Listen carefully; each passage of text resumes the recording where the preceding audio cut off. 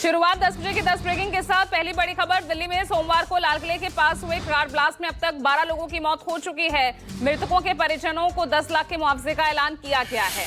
आपको बता दें कि यहां पर 20 से ज्यादा लोग भी घायल बताए जा रहे हैं। दिल्ली सरकार ने मृतक के परिवारों को 10 लाख रुपए, स्थायी रूप से अक्षम लोगों को 5 लाख रुपए और गंभीर रूप से घायलों को 2 लाख रुपए की राशि देने की घोषणा की है। वहीं एफएसएल, एनआईए, एनएसटी और दिल्ली पुलिस की टीमें जांच में जुटी हुई है। दिल्ली एनसीआर समेत पूरे देश में हाई अलर्ट है।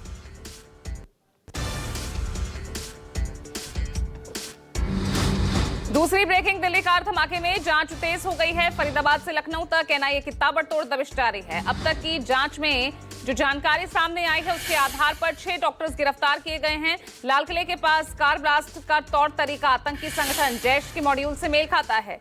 लखनऊ से गिरफ्तार डॉक्टर शाहीन के जैश की महिला कमांडर होने का शक है और उसके साथ ही फरीदाबाद के धौज गांव में अमोनियम नाइट्रेट मिलने के बाद जम्मू कश्मीर और हरियाणा पुलिस की ज्वाइंट टीम पहुंची। जांच पड़ताल के साथ कागजात जब्त किए गए हैं, फोटोग्राफी भी की गई।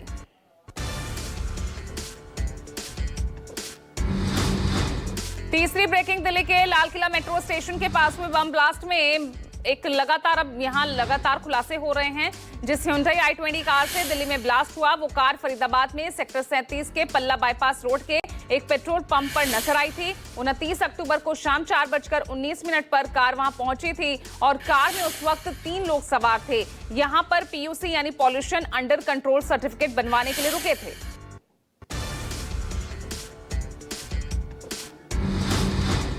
चौथी ब्रेकिंग, दिल्ली कार धमाके को लेकर अमित शाह ने हाई लेवल मीटिंग बुलाई है। इस दौरान दिल्ली पुलिस कमिश्नर, गृह सचिव, DG, NIA director, IB meeting में मौजूद रहेंगे। बैठक के बाद धमाके की जांच एनआईए को सौंप दी गई।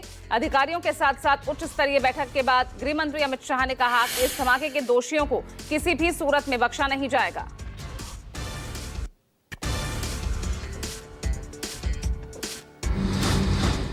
पांचवी ब्रेकिंग, दिल्ली में हुए बॉम्ब ब्लास्ट मामले में जांच एजेंसियां लगातार छापेमारी कर रही है। लखनऊ में एटीएस, जम्मू कश्मीर पुलिस और लखनऊ पुलिस ने डॉक्टर परवेज अंसारी के मकान में छापेमारी की, जो कि डॉक्टर मुजम्मिल का साथी है। और उसके साथ साथ एसएन मेडिकल कॉलेज आगरा से एमडी करने वाला डॉक्टर परवेज अंसारी भी हिरासत में है।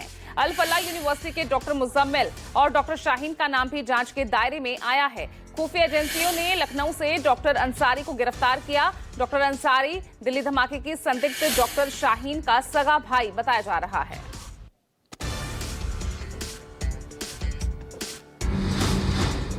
छठी ब्रेकिंग, दिल्ली ब्लास्ट के बाद सरकार फुल एक्शन मोड में दिख रही है और इसी कड़ी में आज शाम सीसीएस की बड़ी बैठक बुला ली गई है। सुरक्षा इंतजामों की इस बैठक में समीक्षा की जाएगी। ये मीटिंग प्रधानमंत्री आवास 7 लोक कल्याण मार्ग पर होगी। बैठक की अध्यक्षता खुद पीएम मोदी करेंगे, जो फिलहाल भूटान दौरे पर हैं। भूटान से लौटते ही सीसीएस की ये बैठक होगी और इस बैठक में दिल्ली विस्फोट की जांच की स्थिति पर चर्चा की जाएगी और आगे की रणनीति पर भी बड़ा फैसला लिया जाएगा।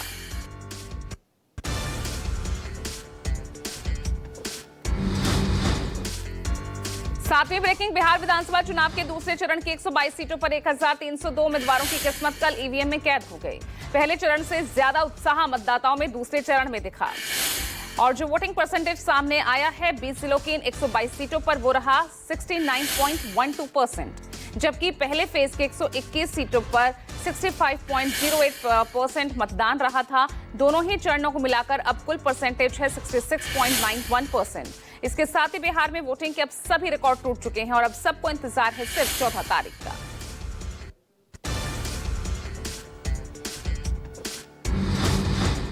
आठवीं ब्रेकिंग, विदेश मंत्री एस जयशंकर 3 दिवसीय दौरे पर कनाडा पहुंचे। जयशंकर आज ओटावा में G7 देशों के विदेश मंत्रियों के साथ बैठक करेंगे। उसके साथ ही विदेश मंत्री आउटरीच पार्टनर्स के साथ कनाडा के ओंटारियो का दौरा करेंगे। वहीं विदेश मंत्री एस जयशंकर ने कनाडा में कई देशों के विदेश मंत्रियों से मुलाकात की। उन्होंने यूके, जर्मनी, फ्रांस, ब्राजील के समकक्षों के साथ द्विपक्षीय संबंधों और सहयोग को बढ़ावा देने पर चर्चा की।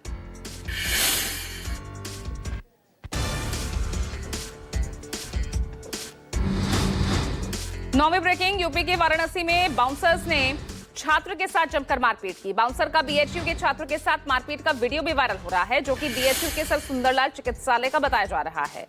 सूत्रों के मुताबिक छात्र अपने भाई को गैस्ट्रो विभाग में दिखाने के लिए बीएचयू लाया था और इस दौरान छात्र की बाउंसर से बहस हो गई और बातचीत के दौरान बाउंसर ने उसके साथ जमकर मारपीट की। वहीं मौके पर पहुंची पुलिस ने छात्र को यहां समझा बुझाकर शांत कराया। घायल छात्र का अस्पताल में इलाज चल रहा है।